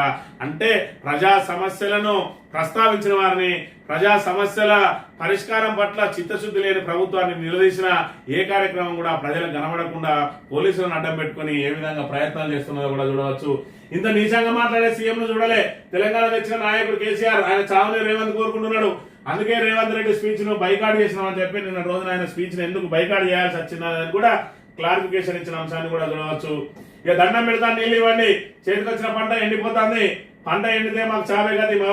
మహబూబాద్ జిల్లా రైతుల ఆవేదన, కాలువల్లో చెలిమెలు తీస్తున్న అన్నదాతలని ఈ రకంగా కాలువలలో జేసీబీలతోటి తవ్వుకొని ఆ చెలిమెల నుంచి మరి నీరు పెట్టి అదైతే చివరి తడి ఆరకుండా ప్రయత్నాలు చేసుకుంటూ మరి ఆ పంటను నిలబెట్టుకొని ఎంతో కొంత పంటను నిలబెట్టుకోవడం కోసం భగీరథ ప్రయత్నాలు చేస్తా ఉన్నారు రైతులు. ఈ దుస్థితి ఎందుకు వచ్చింది? కాళేశ్వరం ప్రాజెక్టు ఎండబెట్టడం వల్ల కాదా? కాళేశ్వరం ప్రాజెక్టు ద్వారా ఒక ఎకరం కూడా వండలేదు అని చెప్పి రేవంత్ రెడ్డి చెప్తాడు. ఇవాళ మరి ఎందుకు కాళేశ్వరాన్ని పడా పెడితే ఎందుకు పంటలు ఎండిపోతాయి అనే విషయానికి మరి గతంలో ఎందుకు ఎండిపోలేదు, ఇప్పుడు ఎందుకు ఎండిపోయినాయి? వర్షపాతం గతంలో కంటే ఎక్కువ నమోదైనా కూడా ఈ రోజు పంటలన్నీ ఎండిపోవడానికి కారణం ఏంటిది? ఎస్ఆర్ఎస్పీ దారుణం అన్నీ అంటావు. అసలు ఎస్ఆర్ఎస్పీకి పునరుజ్జీవం ఇచ్చింది మరి ఇక్కడ కాళేశ్వరం కాదా? మరి ఇక్కడ కాళేశ్వరం జలాలు అన్నిటికి కూడా మరి డిస్ట్రిబ్యూట్ అయితలేవా? ఈ రోజు మానేరు ప్రయోగం ద్వారా వచ్చే నీళ్లు కూడా మరి ఇక్కడ కాళేశ్వరం నీటిని మానేరుకు నుంచి ఆ మానేరు నీరు మరి ఇక్కడ సాగునీరుగా వాడుకుంటుంది. వాస్తవం కాదా అనే విషయాన్ని రేవంత్ రెడ్డి గమనించాలి. ఇంకా బీఆర్ఎస్ మీద కక్ష సాధింపులు మానుకొని ఇప్పటికైనా మరి ఇక్కడ ప్రజలకు 15 నెలల కాలం ఎలాగో పూర్తయిపోయింది. కక్ష సాధింపు రాజకీయాలు మానుకొని ఇప్పటికైనా ప్రజా సమస్యలను పరిష్కారం చేయడంలో చిత్తశుద్ధితోటి ప్రయత్నం చేయాలి. కాళేశ్వరం ప్రాజెక్టును పునరుద్ధరించి ఇక్కడ సాగునీటికి తాగునీటికి కటకడ లేకుండా ప్రయత్నం చేయాలి. అదేవిధంగా కృష్ణా జలాలు ఏవైతే దోపిడీకి గురవుతున్నాయో ఇంకా కేసీఆర్ మీద దూషించడం మానుకొని, అపవాదులు వేయడం మానుకొని మన 34% మనం పూర్తి స్థాయిలో వాడుకొని అదనపు వాటా కోసం ప్రయత్నం చేయాలి. 34%లో 24% వాడుకొని కేసీఆర్ అన్యాయం చేసిందంటే అసలు 34% వాడుకున్న తర్వాత కేసీఆర్ అన్యాయం గురించి మాట్లాడగాని 34% వాడుకోవడానికే మన అసమర్థత కనబడతా ఉన్నది. ఇంకా కేసీఆర్ అంటే ఏం లాభం అనే విషయాన్ని కూడా రేవంత్ రెడ్డి గమనించాలి. ఇక ఫార్ములా ఈ రేసును మేము తప్పుపట్టలే, ప్రొసీజర్ ఫాలో కాలేదని అన్నాం, పేమెంట్స్ విధానం సరిగా లేదని చెప్పాం. మీడియా చిట్ చాట్ లో మంత్రి శ్రీధర్ బాబు మరి ఫార్ములా ఈ రేసును తప్పు పట్టలేదు, ఓకే, మరి అదేదైతే మరి ఇక్కడ పేమెంట్ విధానమే కరెక్ట్ లేదని అన్నారు, దాన్ని మీరు సరి చేయొచ్చు కదా. సరి చేసి మళ్ళీ ఫార్ములా ఈ రేసుని ఎందుకు నిర్వహించలే, దానికి ఎందుకు మరి అడ్డుకట్ట వేసిండ్రు, దాన్ని నడవకుండా ఎందుకు వేసిండ్రు అంటే ఫార్ములా ఈ రేసు కేటీఆర్ తెచ్చిండు, అది బీఆర్ఎస్ ప్రభుత్వానికే దాని క్రెడిట్ వస్తుంది అని చెప్పి బంద్ చేసిరు. కానీ దాని ద్వారా వచ్చే పెట్టుబడులు ఈ రోజు ప్రభుత్వానికి మీకు అండగా ఉండకపోను అనే విషయాన్ని, దాని ద్వారా వచ్చే ఆదాయం 55 కోట్లు పెడితే 700 కోట్ల ఆదాయం వచ్చింది అన్నారు. మరి మొన్నటి రోజున కుంభమేళా జరిగింది. కుంభమేళాకు సంబంధించి 3,000 కోట్ల రూపాయలు దానికి కుంభమేళా నిర్వహించడానికి వస్తే 30,000 కోట్ల లాభం జరిగింది అన్నారు. 30,000 కోట్లు అంటే తీసుకొచ్చి మరి భక్తులందరూ తీసుకొచ్చి ఉండులు అయితే ఆ పైసలన్నీ ప్రభుత్వానికి రావు, వివిధ రూపాల్లో వస్తాయి, వివిధ పన్నుల రూపాల్లో వస్తాయి. అక్కడ జరిగిన ప్రతి పనికి, అక్కడ జరిగిన ప్రతి తినుబండారానికి, అక్కడ జరిగిన ప్రతి రవాణా కూడా ట్యాక్స్ల రూపంలో యూపీ ప్రభుత్వానికి 30,000 కోట్లు వచ్చినాయి అన్నారు. మరి కోట్లాది మంది భక్తులు వస్తే దాని నిర్వహణ చేసినందుకు మరి ఏ విధంగా అయితే లాభం వచ్చిందో, వీళ్ళు 55 కోట్లు పెడితే 700 కోట్ల లాభం వచ్చింది. అతిరథ మహారథులు బయట నుంచి చూడడానికి వచ్చిన వాళ్ళు, నిర్వహించడానికి వచ్చిన వాళ్ళు, పాల్గొనే వాళ్ళు, మరి అక్కడ నడిచే హోటళ్ళు, ఆ హోటళ్ళు అదేవిధంగా దానికి సంబంధించి అనేక రకాల పర్యాటక రంగానికి సంబంధించి కానీ, హోటల్ రంగానికి సంబంధించి కానీ, రవాణా రంగానికి సంబంధించి కానీ అదంతా కూడా నడుస్తూ ఉంటే దానికి సంబంధించిన ట్యాక్స్లన్నీ మరి ప్రభుత్వానికి రాకపోయినా దాని ద్వారా ఏదైతే ఈ ఆటోమొబైల్ రంగంలో మరి హైదరాబాద్ క్యాపిటల్ గా ఏదైతే బ్రాండ్ అంబాసిడర్ గా ఉండకపోనా అనే విషయాన్ని మరి ఇక్కడ గమనించాలి. ఇప్పటికీ కొంచెం వీళ్ళకు జ్ఞానోదయం అవుతుందనే విషయాన్ని మనం ఇక్కడ గమనించాలి. బీజేపీలో ఫాల్ట్ గాళ్ళు ఉన్నారు, వాళ్ళు వెళ్ళిపోతేనే పార్టీ గెలుస్తుంది. దేశంలో మనకొల్లకు ఓవైసీ ప్రయత్నం, అసదుద్దీన్ ఓవైసీకి మెంటలెక్కింది, ట్రీట్మెంట్ ఇప్పించాలని రేవంత్ కోరుతున్న ఓవైసీకి రేవంత్ కొత్త మిత్రుడు అంటున్న రాజా సింగ్ బీజేపీలో ఫాల్ట్ గాళ్ళు ఉన్నారని చెప్పి వాళ్ళ ఎమ్మెల్యేనే చెప్తా ఉన్నారంటే ఇక దీనికి మరి సమాధానం చెప్పాల్సింది కూడా మరి వాళ్ళ పార్టీ సభ్యులే అనే విషయాన్ని కూడా మనం గమనించాలి. ఈ సాక్షి దినపత్రిక విషయానికి వస్తే అద్దు మీరితే కబడదారట. అసలు అద్దు మీరడానికి మరి ఇక్కడ ఆద్యులే మీరు అనే విషయాన్ని కూడా మీరు ప్రధానంగా గమనించాలి. ఇక రాయలసీమపై కేంద్రం కొరడా డిపిఆర్ తయారీ ముసుగులో నిర్మాణ పనులు చేస్తున్నట్టు వచ్చిన ఫిర్యాదుపై తీవ్ర చర్యలు. డిపిఆర్ కోసం చేపట్టిన తాత్కాలిక నిర్మాణం తొలగించాలని ఏపీకి ఆదేశం. తవ్వకాలను సైతం పూడ్చి సైట్ పూర్వస్థితిని పునరుద్ధరించాలని సూచన. ఇది తమ ప్రభుత్వ విజయమన్న మంత్రి ఉత్తమ్. మరి ఇక్కడ నమస్తే తెలంగాణ చెప్పే రక కూడా మీ ప్రభుత్వం మొద్దు నిద్ర లేవలేదు. మరి మిమ్మల్ని ములికట్ట బట్టి పొడిస్తే తప్ప మీరు లేచి అడ్డుకునే ప్రయత్నాలు చేస్తలేరు. చంద్రబాబు నాయుడు యథేచ్ఛగా కృష్ణానీటిని దోసుకపోతా ఉన్నాడు అని చెప్పి మరి చెప్తా అంటే కూడా మరి ఇక్కడ నిద్ర లేవలేదు. ఆఖరికి వాళ్ళు సీమ లిఫ్ట్ పెట్టుకుంటా ఉన్నారు, మనకు అన్యాయం జరగబోతా ఉన్నదని చెప్పి పదే మరి ఇక్కడ పత్రికల్లో వచ్చిన తర్వాత అప్పుడు మొద్దు నిద్ర లేచి ఒక కాగితం అక్కడ పడేసింది. మరి ఇక్కడ తెలంగాణలో పూర్తి స్థాయిలో వ్యతిరేకత వస్తా ఉన్నదని చెప్పి దాన్ని అడ్డుకట్టబడ్డ అంశాన్ని కూడా మనం చూడవచ్చు. సీఎం ప్రసంగాన్ని బహిష్కరించిన బీఆర్ఎస్ అని చెప్పి ఇక్కడ హైదరాబాద్ లో భారత్ సమ్మిట్ ఏప్రిల్లో పొలిటికల్ ఇన్వెస్ట్మెంట్ డైలాగ్ సదస్సు. రాహుల్ గాంధీతో పాటు ఇతర కాంగ్రెస్ నేతలను ఆహ్వానిస్తాం. మే నెలలో హైదరాబాద్ లో మిస్ వరల్డ్ పోటీలు. ఫార్ములా ఈ రేస్ తప్పు కాదు, నిధులు చెల్లింపు విధానమే తప్పు. అసెంబ్లీ సమావేశాలు ముగిసేలాగా ఎథిక్స్ కమిటీని నియమిస్తాం. మీడియా చిట్చాట్లో చంద్రబాబు ఇక్కడ ఫార్ములా ఈ రేస్ తప్పు కాదు, నిధుల చెల్లింపు విధానమే తప్పు. మరి ఆ నిధుల చెల్లింపును గిట్ల కాదు గిట్లా అని చెప్పి మీరు వెనక సీరియల్ అది నడిపిస్తే అయిపో కదా. ఈరోజు 55 కోట్ల నష్టం జరిగింది కాంగ్రెస్ ప్రభుత్వం ద్వారానే అని చెప్పి ఇప్పుడు శ్రీధర్బాబు మాటల ద్వారా తెల్లమైంది. ఆ 55 కోట్లు ఆల్రెడీ చెల్లించున్నాయి. ఇంకో 55 కోట్లకు మరి ఇక్కడ స్పాన్సర్ను తీసుకొచ్చినా లేదంటే ఇంకో 55 కోట్లు కూడా ప్రభుత్వం ద్వారానే చెల్లించినా కూడా ఆ ఫార్ములా ఈ రేసు మరి ఇక్కడ నడిచేది రెండో విడత. దాని ద్వారా అనేక ఆదాయం వచ్చి ఉండేది. కేవలం బీఆర్ఎస్ బదనాం చేయడానికి కేసీఆర్ కుటుంబాన్ని కేటీఆర్ కుటుంబాన్ని బదనాం చేయడం కోసమే ఈ రోజు ప్రజాధనం 55 కోట్లను వృధా చేసినట్టు శ్రీధర్ బాబు మాటల ద్వారా తెల్లమవుతున్న అంశాన్ని మనం ఇక్కడ ప్రధానంగా గమనించాలి. ఇక హాజరు నుంచి హోంవర్క్ దాకా ఉస్నాబాద్ లోని జెడ్పీహెచ్ఎస్ విద్యార్థుల పర్యవేక్షణకు ప్రత్యేక యాప్. మంత్రి పొన్నం కలెక్టర్ చొరవ అని చెప్పి ఉస్నాబాద్ జెడ్పీహెచ్ఎస్ లో మరి ఇక్కడ ఏదైతే విద్యార్థుల హాజరుకు సంబంధించి మరి ఒక ప్రత్యేక యాప్ తయారు చేసినట్ట. వాళ్ళకి సంబంధించిన పూర్తి సమాచారం, వాళ్ళు స్కూల్కి వచ్చిందా, ఓకే స్కూల్కి రాలేదా, వెంటనే మరి ఇక్కడ SMS పోతుంది మీ అబ్బాయి ఈరోజు స్కూల్కి రాలేదని. అదే విధంగా వాళ్ళకి ఇక్కడ ఏం పీరియడ్లు జరిగినాయి, మరి హోంవర్క్ ఏమి ఇచ్చింది అనేది కూడా యాప్ లో నమోదై ప్రతిదీ కూడా వాళ్ళ సెల్లకు మెసేజ్ పోతా ఉంటది. దానికి సంబంధించి ఒక ప్రత్యేక యాప్ రూపొందించడంతో హాజరు శాతం పెరిగిందని, అదే విధంగా విద్యార్థుల మీద నిఘా కూడా పెరుగుతా ఉన్నది. అంటే ప్రభుత్వ పాఠశాలలో విద్యను మెరుగు చేయడానికి ఈ యాప్ ఉపయోగపడుతుందని దీన్ని మరి రాష్ట్ర వ్యాప్తంగా కూడా మరి ఇక్కడ విస్తరించాల్సిన అవసరం ఉన్నదనే విషయాన్ని కూడా గమనించాలి. ఈ ఆంధ్రజ్యోతి విషయానికి వస్తే కేసీఆర్ నీ కుటుంబాన్ని అదుపులో పెట్టుకో, సహనం నశించిందంటే మా వాళ్ళు గుడ్డలు తీసుకొడతారు. ఇది ఆయన ఒరిజినల్ గా మాట్లాడిన మాటలు ఆంధ్రజ్యోతి వేసింది. మరి ఇక్కడ సహనం నశిస్తే మీ వాళ్ళు గుడ్డలు తీసుకొడటానికి, మరి సహనం నశిస్తే ఎదుటి వాళ్ళు కూడా మరి గుడ్డలు తీసుకొడతారు కదా. ఎవరికైనా సహనమే. మరి ఇక్కడ సహనాన్ని కోల్పోయేది నువ్వు, సహనాన్ని కోల్పోయే విధంగా చేసేది నువ్వు, బూతులకు ఆదినవి నువ్వు. ముందుగా బూతులు అనేది అన్ని మరి ఇక్కడ మార్చుకుంటే మిగతా వాళ్ళందరూ కూడా మార్చుకుంటారు. ప్రజలకు ఆదర్శంగా నిలవాల్సిన ముఖ్యమంత్రులు ఈ విధంగా బజారు భాష చిల్లర భాష వాడితే ప్రజలందరూ కూడా ఆయనని అనుసరించి మొత్తం తెలంగాణ సమాజమే భ్రష్టు పట్టింది. ఆ భ్రష్టు పట్టిన సమాజాన్ని కడగాలంటే ముందు రేవంత్ రెడ్డి మారాలి. రేవంత్ రెడ్డి మారితేనే మరి మిగతా వాళ్ళు కూడా మారుతారనే విషయాన్ని మనం గమనించాలి. రెండోసారి నేనే సీఎం అట, బంగారములేగా ఎవరు అద్దంట లేరు. మరి ఇక పాత అప్పులకే 1,00,000 కోట్లు. కేసీఆర్ చేసిన అప్పులు వడ్డీల కోసం 1,53,359 కోట్లు చెల్లించినాం. నికరంగా మా అప్పు 4,683 కోట్లే. మొత్తం మీద మా ప్రభుత్వం చేసిన అప్పు 1,58,041 కోట్లు. ఢిల్లీకి వెళ్లి RRR ఎయిర్పోర్ట్ రక్షణ భూములు సాధించిన మార్చిలోకి వెళ్తుందన్నది బీఆర్ఎస్ నే. కేసీఆర్ ఆరోగ్యంగా విపక్షంలో ఉండాలి. 57 లక్షల జీతం వచ్చింది 2 సార్లే. 57 లక్షల జీతం వచ్చిందట, వచ్చింది మాత్రం 2 సార్లే అని చెప్పి మరి ఇక్కడ ముఖ్యమంత్రి ఇది కూడా కొంచెం దిగజారి మాట్లాడినట్టునే ఉంటది. ఆయన జీతం మీద కూడా 50 లక్షల జీతం నీకు రాలేదా? ప్రభుత్వ సొమ్ముతోటి 39 సార్లు ఢిల్లీకి పోయిన ప్రతిసారి ఒక పత్రం అక్కడ పడేసేస్తాను. అసలు బీజేపీ ప్రభుత్వం ఏం చేయాలి, శిఖండిగా కిషన్ రెడ్డి అడ్డుకుంటా ఉన్నాడు అని చెప్పి ఒకసారి మాట్లాడతావు, మళ్ళొక్కసారి వస్తే నేనే ఇవన్నీ తెచ్చినా, మన ప్రభుత్వం అన్ని ఇస్తుంది, మనకు RRR ఇచ్చింది, ఎయిర్పోర్ట్ ఇచ్చింది, రక్షణ భూములు ఇచ్చింది. మరి ఇక్కడ తెలంగాణకి ఇన్ని ఇస్తే మరి బీజేపీని మళ్ళీ ఎందుకు విమర్శిస్తాను? మళ్ళీ కిషన్ రెడ్డి సైన్యుడిగా అడ్డుపడతాను నేను ఎందుకన్నావు? కిషన్ రెడ్డి అడ్డుపడితే RRR వచ్చేదా? కిషన్ రెడ్డి అడ్డుపడితే రక్షణ భూములు వచ్చేదా? కిషన్ రెడ్డి అడ్డుపడితే ఎయిర్పోర్ట్ వచ్చేదా? మరి ఇక్కడ కిషన్ రెడ్డి అడ్డుపడ్డాడని చెప్పి ఒకవైపు చెప్తావు, బీజేపీ ఏం చేయలేదని చెప్తావు, మళ్ళీ బీజేపీ అందించిందని చెప్తావు. 39 సార్లు కాదు 300 సార్లు వెళ్తా అంటావు. నువ్వు 300 సార్లు 3000 సార్లు, కానీ తెలంగాణకి ఇచ్చింది గాడిద గుడ్డాన్ని నెత్తులు పెట్టుకొని తిరిగింది ఎవరన్న విషయాన్ని మాత్రం నువ్వు గుర్తుపెట్టుకో. చూసుకుంటే 1,53,359 కోట్లు వడ్డీలకే చెల్లించినావు అంటాడు. మరి నీకు 18,500 రూపాయలు మరి నీకు ఆదాయం వస్తుందన్నావు. 6,500 అల్లకెళ్ళే కడితే మరి అప్పులకెళ్ళి ఈ అప్పులన్నీ మరి మిగిలి ఉండాలి కదా.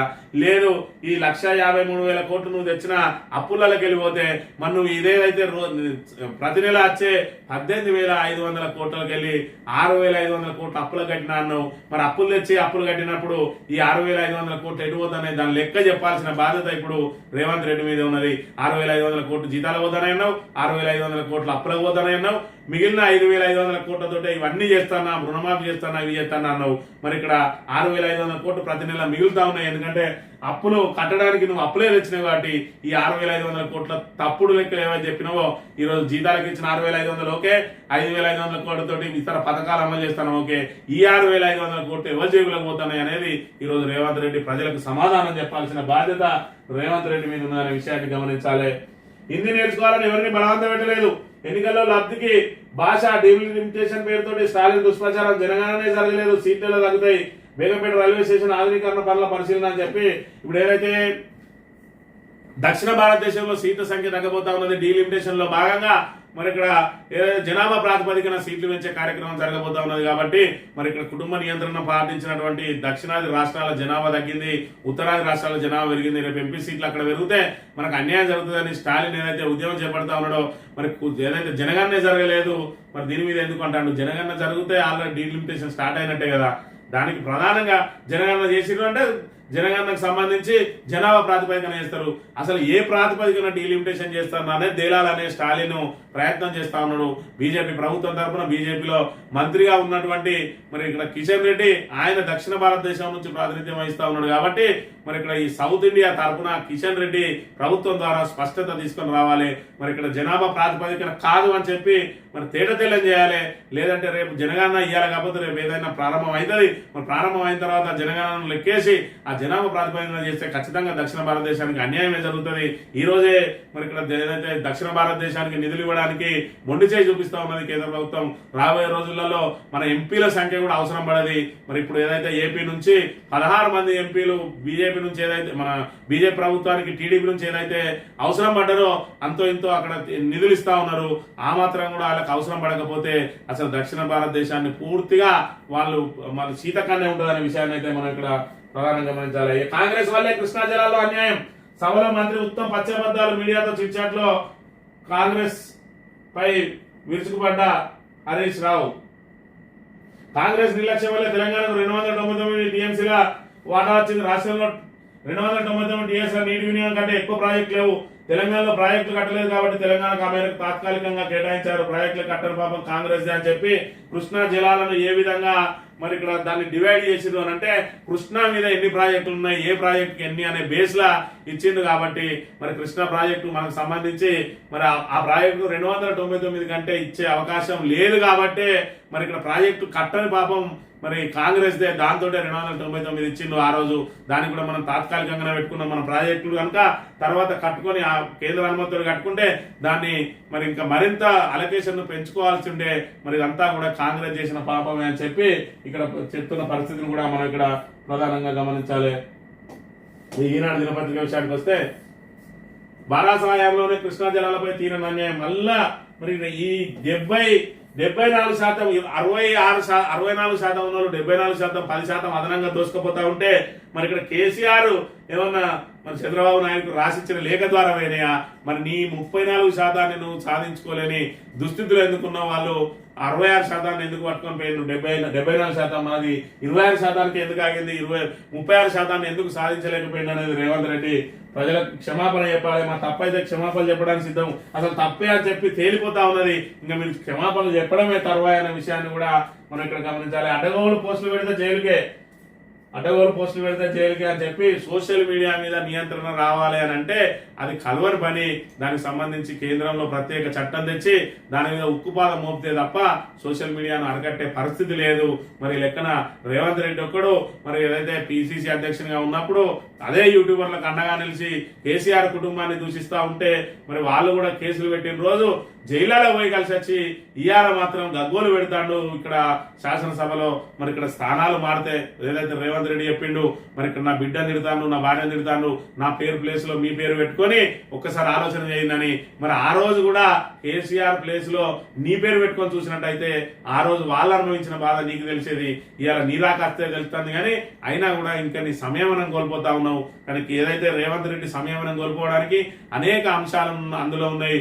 ఒకటి ఆయన ముఖ్యమంత్రి ఎంతకాలం ఉంటాడో తెలియదు, దాని మీద ఫ్రస్ట్రేట్ అవుతా ఉన్నాడు. మరోవైపు ఆయన మాట చెల్లుబాటు అయితే లేదు, దాంతో ఆయన మిత్రుని కూడా ఎమ్మెల్సీ ఇచ్చుకోలేని దుస్థితిలో ఉన్నాడు. అదే విధంగా రాహుల్ గాంధీ మరి ఇక్కడ ఆయనకు అపాయింట్మెంట్ ఇస్తలేడు. ఆఖరికి ఆయననే ఫోటోలు పెట్టి నేను నిరూపించుకోవాలన్నా నేను గాంధీ కుటుంబానికి విధేయని చెప్పి చెప్పుకోవాల్సిన దుస్థితి వచ్చింది. కానీ తెలంగాణ ప్రజానికం కాదు, యావత్ భారతదేశ ప్రజలు ఎవరు కూడా నమ్ముతలేరు. ఇన్ని రకాల ప్రెస్టేషన్లతోటి ఆఖరికి మంత్రివర్గ సభ్యులు ఎవరు కూడా ఆయనకు సహకరిస్తలేరు, ఎమ్మెల్యేలు ఎవరు కూడా ఆయన వెంట నిలుస్తలేరు. మరోవైపు ఇక్కడ మీనాక్షి నటరాజన్ ఆమె పని ఆమె చేసుకుంటూ వస్తా ఉన్నది. పూర్తిగా రేవంత్ రెడ్డి చుట్టుపక్కల ఉన్న కొమ్మలను ఒక్కొక్కటి కొట్టేసుకుంటూ వస్తా ఉన్నది. ఆఖరికి ఇన్ఛార్జ్ మంత్రులను కూడా మారవాలన్నదట నిన్న. దాంతో రేవంత్ రెడ్డి పూర్తిగా అసహనానికి లోనైతా ఉన్నాడు. అసహనానికి లోనై ఆఖరికి అసెంబ్లీలో కూడా నిన్నటి రోజున మరి హుందాగా మాట్లాడాల్సిన రేవంత్ రెడ్డి ఏ విధంగా మాట్లాడిండు, బట్టలు గుడ్డలో తీసుకొడతా మరి ఇక్కడ రోడ్ల మీదకి వచ్చి తొక్కుతారు మా వాళ్ళు అది ఇదని చెప్పి ఏదైతే మాట్లాడిండో అది ఎంతవరకు సమంజసమో తెలంగాణ ప్రజలే బేరీజు వేసుకోవాలి. తెలంగాణ ఏదైతే రేవంత్ రెడ్డి కుటుంబ సభ్యులను ఏదైతే దూషిస్తా ఉన్నారో అది ఎంత మాత్రం సమర్థనీయం కాదు. కానీ రేవంత్ రెడ్డి ముందు తన భాష మార్చుకొని తర్వాత ప్రజలకు ఆదర్శంగా నిలవాలి. నేతలందరినీ కూడా కట్టడి చేయడానికి దీనికి మరొకసారి అఖిలపక్షం వేసుకొని మాట్లాడుకొని మరి నేను మారతా, ముందు ఈయన లోపల ఆ మార్పు అనేది రావాలి. ఈయన నోటి నుంచి మరి ఇక్కడ ఏదైతే బజారు భాష, చిల్లర మాటలు, దూషణల పర్వం మరి అవిటిని అశ్లీల భాషను మార్చుకున్నట్టయితే ఆటోమేటిక్ గా తెలంగాణ సమాజం అంతా కూడా వెనక్కి తగ్గుతుంది అనే విషయాన్ని గమనించాలని కోరుతూ ఇది ఈ రోజు మార్నింగ్ న్యూస్. తిరిగి వెళ్తాం. Thank you very much.